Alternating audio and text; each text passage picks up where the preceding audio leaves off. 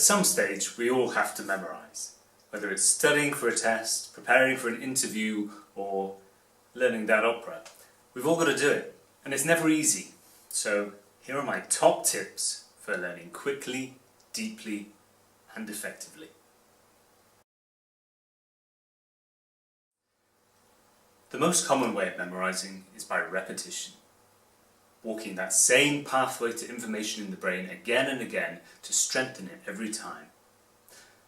But when it comes to something physical like singing, that pathway leads to a specific set of muscle combinations that lead to the thing that you want to do.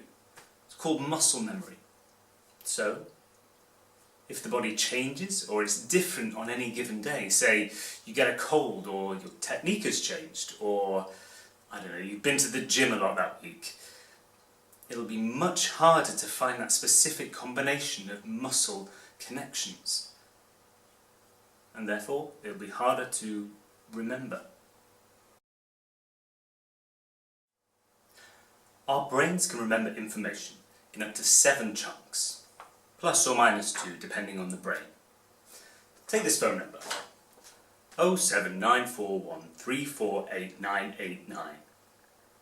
If you were to try and memorise it as individual digits, I guarantee it wouldn't last very long in your head. So what you automatically do is you break it down into bigger chunks, 07941348989.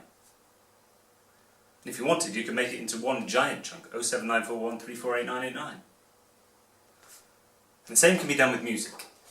So if you start with small chunks, maybe a bar or a phrase, and learn those chunks really, really well, then you can start merging those chunks into larger chunks, until eventually your aria or song or poem is just a handful of chunks. The brain can remember information in up to 11 dimensions. That is to say, it doesn't remember it all in one place. Think of the last time you were in a pub quiz and you needed the name of a specific celebrity. Chances are, you can see their face and hear their voice and you knew they were on that show, and then there's the name. That's your brain remembering in dimensions, using signposts to try and find the information that it needs. So when it comes to learning your music, though it sounds counterintuitive, you could try adding more signposts, more layers, more dimensions to your music. So as you learn a phrase, maybe learn it with an image, or with a colour, or a smell. Maybe try saying it in a different language. Or what if that tune was jazz? Sing it in a jazzy way, just to add more and more signposts that will point to the information, the music that you're trying to learn. What this also does is it keeps you creative, which, if you watch my video on anxiety, you'll know will help conquer those nerves. Now, we've covered that repetition isn't the best way to learn music you want to sing. But that doesn't apply when the repetition is in your imagination.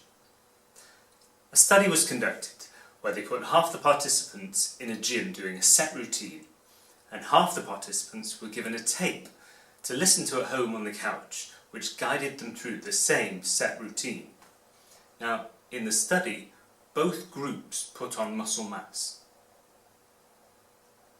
Now, I know what you're thinking. I've got to get my hands on that tape, right? Well, I don't have the tape, but I do have the technique. And it's all about creating the pathways in your brain. Even though it's in your imagination, it's still going to create the pathways that you need to make those muscles work. And the benefit of doing it in your imagination is that you can imagine it perfect. Perfect singing, perfect interpretation, and never get tired.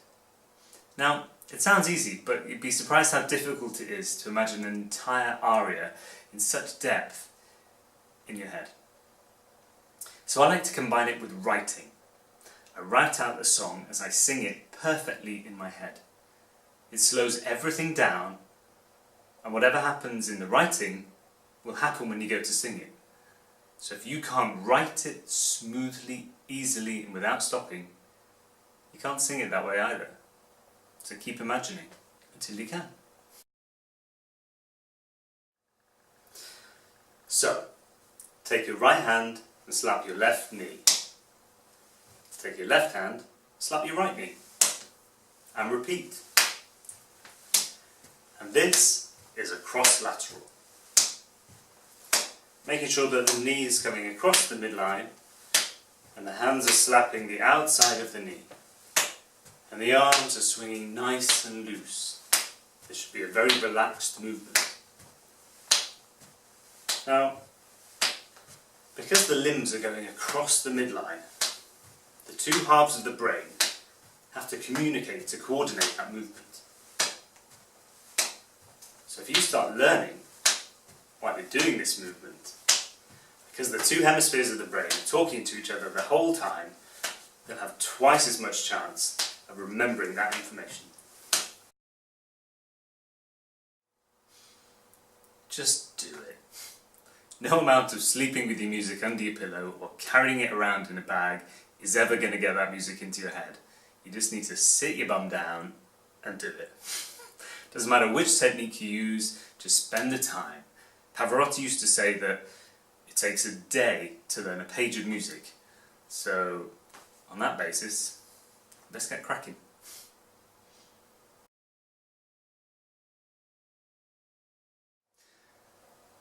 If you like this video, don't forget to follow, like or subscribe for more content from me. Or just leave me a message or a comment so I know you've been. Happy singing.